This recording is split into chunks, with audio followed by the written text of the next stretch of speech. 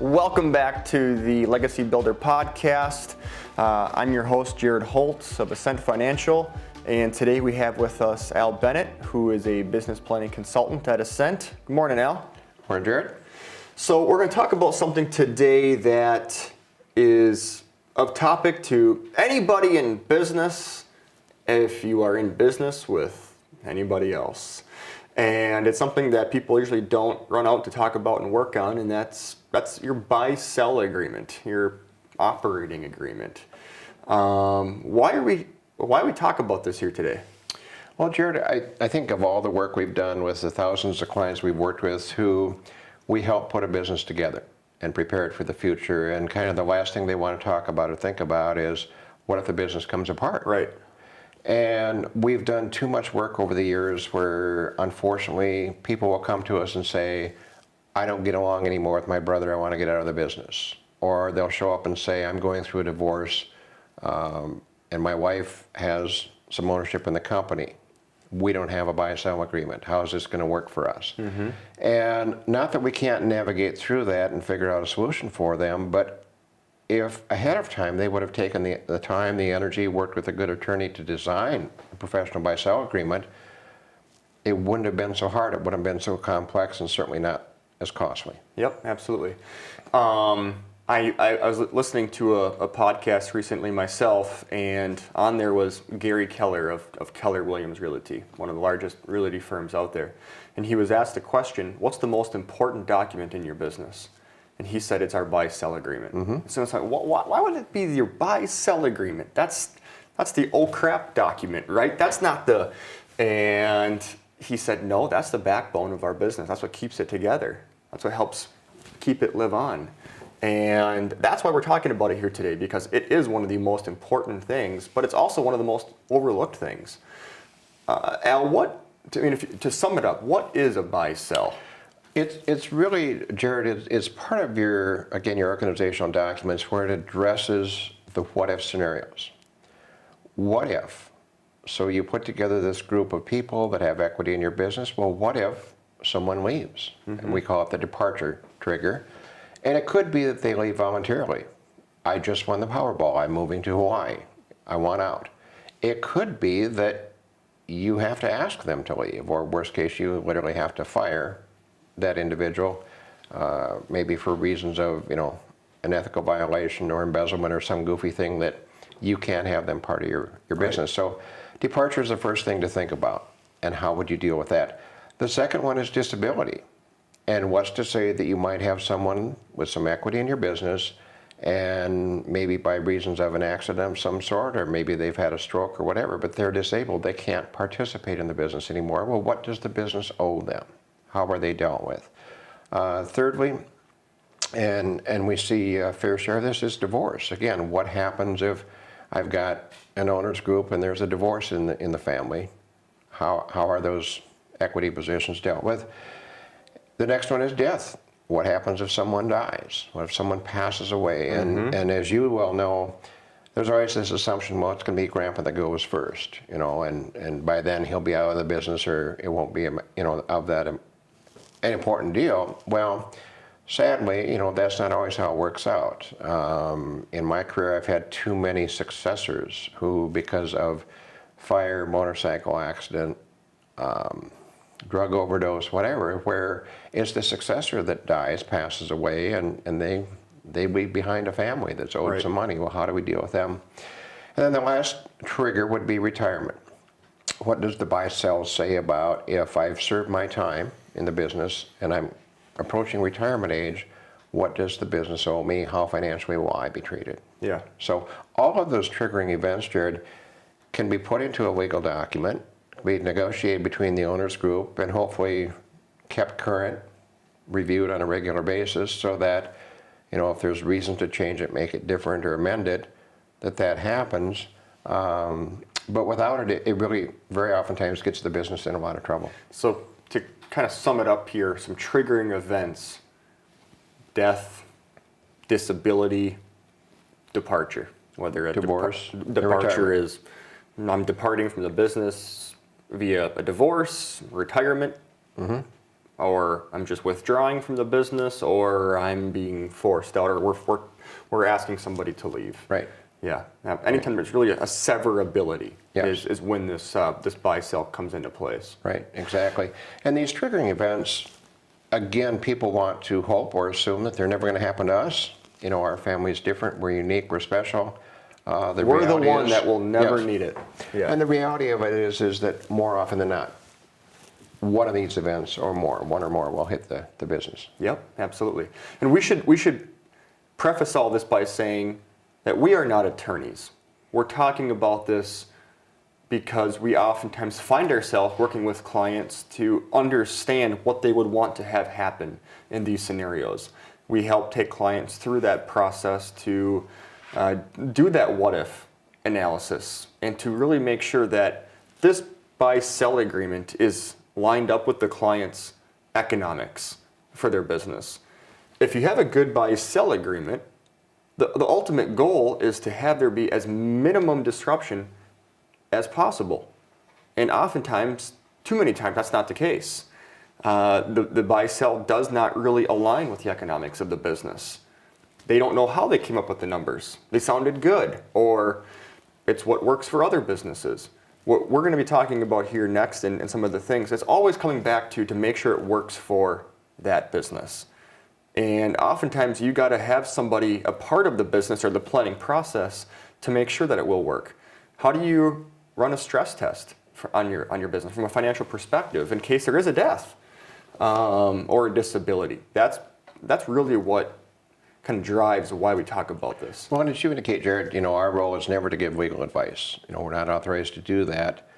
We do, however, have the advantage of working with some of the best attorneys in the country that construct really good solid buy-sell agreements, and that's some of what we want to share just based on our experience. So I'd like to talk a little bit about, you know, where are some areas that we see people get into trouble or where they might back up and say, I wish we would have been more clear in our buy-sell agreement. And one of them is simply in the matter of valuation, where the document's not explicit. If there is a triggering event, how are we valuing things? Is it a depreciated value? Is it a fair market value? I mean, you know, kind of where do you put an anchor? And then timing is critically important. And this is years ago. I had a project where, again, it was someone leaving the business, and they happened to be in a livestock production market, and the value of the commodity had fallen off dramatically. Well, as you might suspect, the remaining members wanted to use today's valuation of the cheaper price, whereas the departing brother said, no, I want to go back 6 months when prices were peaking. That's where I want you to value my share. Well, again, they had no buy-sell agreement, and there was no rationale to mitigate, or, you know, to navigate through that conflict without us coming in and helping mediate a solution. Yep. So again, by having that agreement really well crafted, well articulated of, you know, how do we determine that valuation? What's the timing of that? And then what we oftentimes see is that there is an agreement for process and coming to that valuation, and then the clock starts, hopefully for about 15 months. And the reason we say 15 months is that if we can agree on a value, perhaps like on 12/31 of a given year, and know that for 15 months those are the numbers we're going to use, well, if there's a triggering event within a year, we're not waiting for the next year-end books or whatever. We've got a value that we can build off of that is valid, defensible for a 15-month window. Yep. And I know that it's a best practice from our perspective anyways, and from a lot of the attorneys that we work with, to have the clients do, or the business do what we call an annual certificate, where once a year the business sits down, they go through the valuation, like you said, and they agree upon a valuation. And then everybody signs it. Right. All the stakeholders sign it and the spouses. And as you move to that annual certificate evaluation, really what we want to have in there, Jared, is every single triggering event. Right. You know, a description of, if this is the current balance sheet, what would happen if someone would die? You know, what does the buy-sell say would happen? Using today's balance sheet, if someone were to leave, how are they dealt with? You know, is there a discount for an early departure or whatever? And then at the end of that meeting, after everyone has seen that certificate evaluation, there's signature lines and date lines at the bottom, not only for the owners group to sign, but also so their spouses can sign it, again, so they are acknowledging the valuations and what the buy-sell agreement has in case of a divorce that's on the horizon. Yep, absolutely. It hopefully, if there's a valuation process being done, it drives conversation with those that aren't as close to the business. If you're a spouse and you are introduced to the business once a year, at least might be the one time a year that you understand what's going on in the business. What are some of the numbers? So that way, if there is a triggering event, you're not hearing about it for the first time from an attorney or a judge or somebody else, and you have no idea. I mean, this should be a document that everybody's in agreement on and understands how it affects them. And a couple pieces I think are critically important. Jared, imagine that you're the widow and your husband had a substantial equity stake in this business and was tragically killed or had the heart attack and passed away. If you've not had that opportunity on at least once a year to go to that meeting and review the annual certificate, you have no idea how that's going to work for you or for your family or maybe for your kids that he's left behind. One of the things that I would tie in here also is you talked about the feasibility of all of this is that, again, we worked with a family years ago where the company had purchased a life insurance policy on the owner who had passed away. But with respect to the gap or the hole that that individual left, there was an impact to the business. And although there was enough of the proceeds and the death benefit to cover the equity to pay off the widow, it also left this, I would say, bruise on the business. Well, how do we replace that key manager? So they had thought ahead, they had planned ahead to almost over-insure beyond that equity value because they knew there was risk to the business from a revenue standpoint without that key manager. They knew there would be a cost to replacing that key manager, and so they insured to manage that risk. Wow, that's well said. Those are the things that people don't think about usually when they're building their buy-sell, is looking at that from, okay, a person has passed away or has become disabled. We need to make sure that their family or their estate is taken care of and that we treat them fairly. But how do we survive then afterwards? If you're a small business, sometimes the skill sets or the knowledge domain it's not widely available. Or if you're an owner of the business, how often have you taken a lower salary or a wage to build the business up? I mean, I don't think every business owner that we work with, even if it's a successful business, they're not paying themselves 6 figures every year, and a lot of them, keep their living standards low and the money in the business and working. Well, if you're not hiring another family member to take over the business or to be the CFO, you might have to pay significantly more than you did before. And if there isn't the working capital there or the ability to help fit that into the business, that can be a disruption on its own. And as we're talking about, you're really trying to design this buy-sell for the sustainability of the business. You really are hoping to have a legacy business here, and if you're not managing the risks of all these triggering events, and you're really not looking at the future. An example of that might be, if you think about, imagine you've got a number of brothers farming together and there's a divorce in one of the families. But because of the way the business was structured, the spouse, the wife who's getting the divorce, has ownership. She's got some equity, and you go back to the buy-sell and it says, well, if she's leaving the family, she has an obligation to sell that equity back to the business. Well, that might sound on its face like you're protecting the business, but what if you're the husband and during that divorce and you're saying, well, wait a minute, that was what I thought was my family's equity, or that I would have a chance to buy back, not the company buy it back.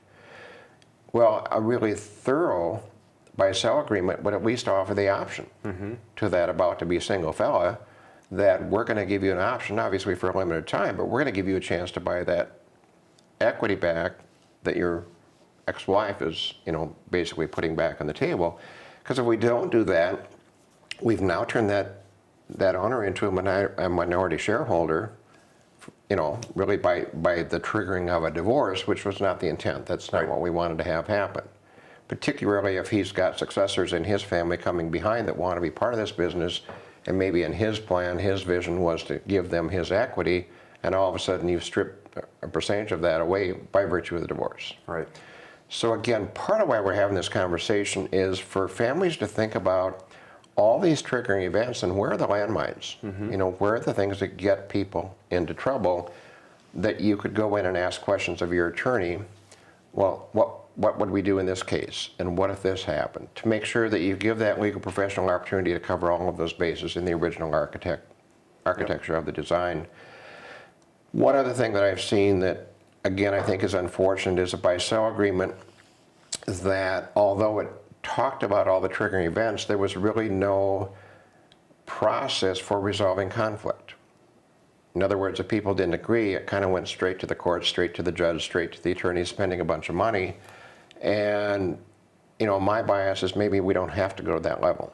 You know, maybe we could have put into the BuySell agreement some language that would describe the opportunity for a mediator to come in and mediate a resolution, or perhaps it goes up a layer and goes to arbitration, and there's language about, is it binding arbitration? Can we agree that if we have a professional panel of arbitrators, again, we avoid the expense and the fight of a court case to deal with some of that. One last thing I'd add is that even if you've got a really well-designed BuySell agreement and you've covered every base, make sure that along the way, if you're amending or changing your estate plan, that they talk to each other. You know, they need to align. And I've got a project right now where I talked to the owner and his wife, and they just were very happy to share with me that they updated their estate plan, and they're going to do some nice things for the next generation. And then I said to them, well, how does that correlate to your BuySell agreement? Well, it doesn't.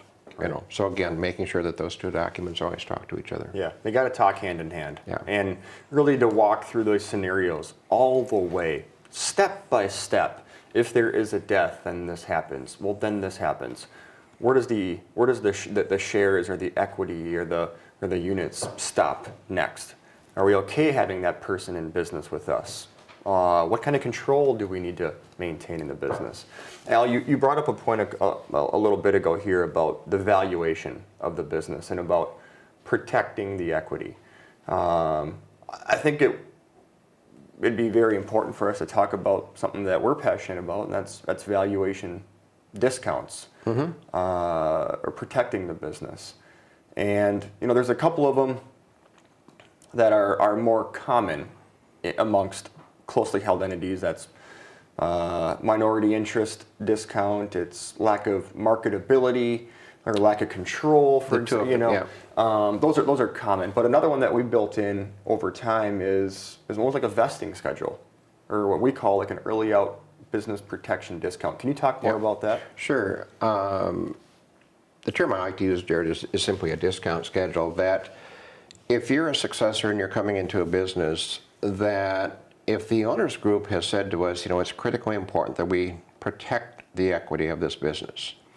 And we want to make certain that if we've got a son or daughter coming to the business, this isn't some kind of a social experiment for them where they're going to come and give a run at this thing for 3 or 4 years and then leave. Again, if they do get voted off the island, we know that there's an expense to the business. We know we got to find a replacement for them. How do we make sure that they've not left with a big bag of cash and put the business in jeopardy? So what we recommend on the front end is that there is some sort of, as you indicate, discount schedule on that equity attached typically to the criteria of time. So let's say, for example, that I've been the successor. I came and I paid my dues as an employee for maybe 4 or 5 years. I'm going to have the chance to earn some equity in this business. You know, that's a great mile marker to reach, but if I become an owner and for one reason or another things don't work out, and let's say in 5 years I decide I'm leaving, or I quit, or you have to fire me. Well, if I've had some fingerprints on the design of the discount schedule, I'm probably saying if it's within 5 years and you're leaving, whatever equity you earn stays. In other words, discount's 100%. Right. Now, on the other hand, if you've been in the business for 10 years, 15 years, paid your dues, help grow the business, then I'm saying that the discounts start to erode over time and ultimately go away, you know, but it might be 20 years before they go away totally. We've had some really, really large businesses where the discount schedules will stretch out for 30 years, saying that until you devote your career to this family business, there's always going to be a discount hanging over your head. And it's the incentive to stay on board, stay a part of it, keep contributing. Absolutely. Again, it all comes back to the economics. If someone has to leave the business, we want to ask ourselves, what happens to the business? And too many times, the clients that we work with, if you're a small business, you're growing, you're scaling, your money's working for you. And if all of a sudden you got to add into the budget now, buyout for a business partner, and you weren't planning on that, that can be very detrimental. And so we challenge our business owners to think about that and say, is that okay? Is that allowed? Are we okay to risk the business if someone decides to leave the business early? Oftentimes we hear them say, no, we're in this, we're playing the long game here. We're making a 20-year, 30-year commitment to each other to keep going. And recently I was helping two business owners who, they own a real estate company with apartments and townhouses, and they're making money and they're growing this business, but they have borrowed money. And if they had to buy a partner out right now, they figured out that the business would be done. And they said, that's not our intention. Our intention, that would have significant tax consequences and really leave them in a hole, and it would disintegrate the business. They looked at each other and said, that's not our intention. We're making a commitment to each other, and if one of us decides to leave early, other than death or disability, well, I got to leave some money on the table. And those can be hard conversations, but that happens in business. And I think what you're referring to, Jared, is really kind of the beta testing that we like to do with businesses in these triggering events. And if we've got consensus in the front end that we're designing a buy-sell agreement for the benefit of the business, and I know that ultimately if I'm an equity stakeholder at some point and I leave or I get fired, I know it's probably unfair for me to think I can take all of my equity with me. Yep. Or if it's a long-term play where, again, you're bringing in the next generation and I have an expectation of some sort of buyout or using the business as my 401k, hopefully we've had the opportunity to come in and do some financial modeling for people to show them what's feasible or what would work and what would not sink the ship. In that, and I know you and I have got a joint project right now where the dad and the uncle, as they're leaving the business, allowed us to work with them about what they wanted their standard of living to look like, and mutually agreed to leave what we call legacy equity in the business. In other words, they want to give the next generation kind of a jump start, knowing full well that, especially in the ag space that we work in, that if you force every generation to completely buy out the business of the preceding generation at retail value or fair market value, you're really just poking holes in the bottom of the boat. We know that won't work. So to be able to, again, do the modeling to say to folks, we appreciate the fact that you've helped build this business and develop some equity here. Just so you know, you can't strip it clean when you leave. Yep. You got to leave some fruit on the vine for the next generation.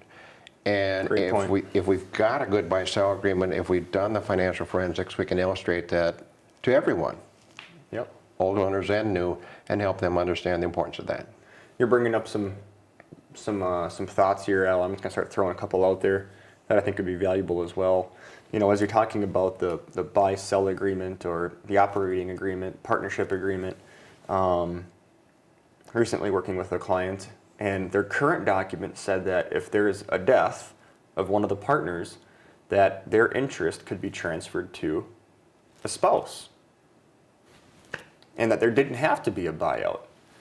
And I asked the owners, I said, you get along with your business partner's spouse, but could you imagine being in business with that person? Does that person have any idea about what goes on? And they said, absolutely not. They're not involved in this business at all. They don't know what we're doing. And if we had to make business decisions together, I don't know how long that would last.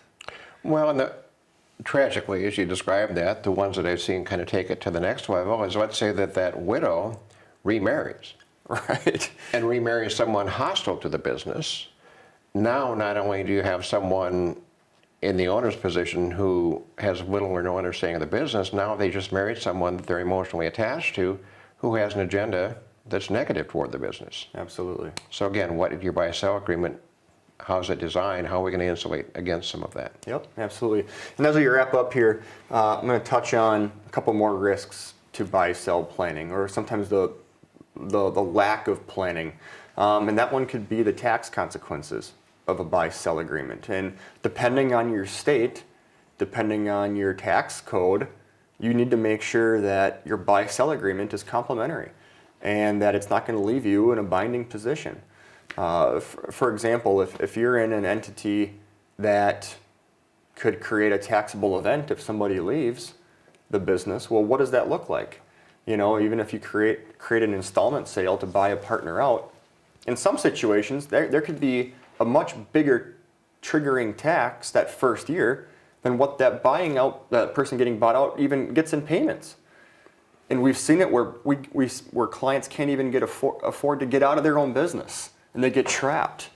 We suggest sometimes down payments to help in those situations. There's so many little things that need to be taken into consideration. So if you're listening to this, if you're watching this, and if you're creating a buy-sell agreement, we challenge you to talk to your CPA about this. Talk to your other advisors to make sure, hey, are we thinking about everything correctly here? Because too many times people will build out their buy-sell agreements or their operating agreements in a silo, and they won't have everybody look at it. And those are some of the events that can be easily avoided if the proper steps are taken. And a lot of it is just talking with your team members. Right. And I would maybe add, Jared, even if you've done a great job of designing it, you've gotten a lot of outside advice, you really think that you've got kind of like the best buy-sell agreement could possibly have been created, don't let it go stale. Tax laws change. Absolutely. People change, events happen.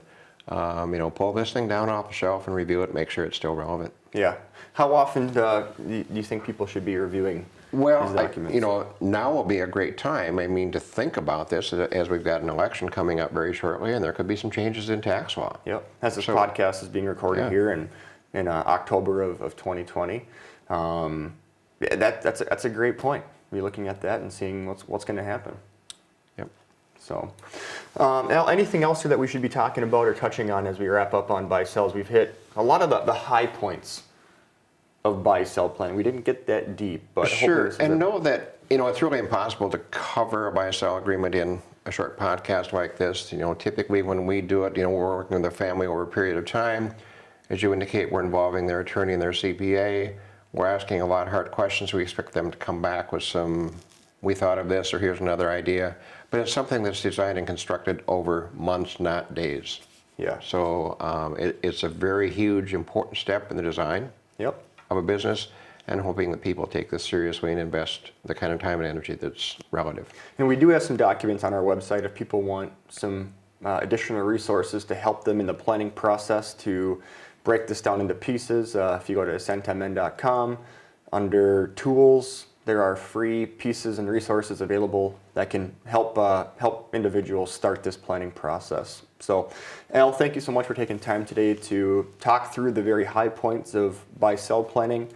This is a very deep conversation, and we might have to have a part 2 about some of the additional risks and getting into the deeper layers. But for today, thank you so much. Sounds good. You're welcome.